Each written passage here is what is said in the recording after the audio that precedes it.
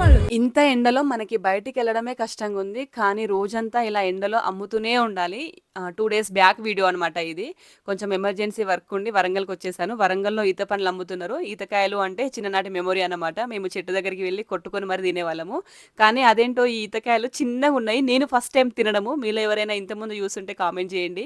2 days నుంచి videos ఏమి upload చేయట్లే గదా! కొంచెం ఫ్యామిలీలో ఎమర్జెన్సీ ఉండేవన్నమాట. సో, 2 డేస్ నుంచి హాస్పిటల్ చుట్టే తిరుగుతున్నాము. ఇప్పుడు కొంచెం క్యూర్ అయిందండి. బానే ఉన్నాము. ఆ డీటెయిల్స్ అన్నీ గూడా నెక్స్ట్ కమింగ్ వీడియోస్‌లో అప్‌లోడ్ చేస్తాను. ఇంకా ఎండకి బయట హోటళ్లలో ఫుడ్ తినడం గూడా చాలా కష్టమైపోయింది. సో, వరంగల్‌లోనే నా ఫ్రెండ్ ఉంటది గదా! సింధు. సింప్లీ సింధు మీ అందరికీ తెలుసు గదా! దానికి వెంటనే కాల్ చేసి లంచ్ అంతా ప్రిపేర్ అయ్యి నేను ఇంటికొస్తున్నా అనడంతోనే ముద్దపప్పు చారు చేసి పెట్టిందనమాట. పాపం అది నా కోసం ఎంతో ఇష్టంగా లంచ్ ప్రిపేర్ చేసినంత టైం గూడా నేను వాళ్ళ ఇంట్లో ఉండలేకపోయాను.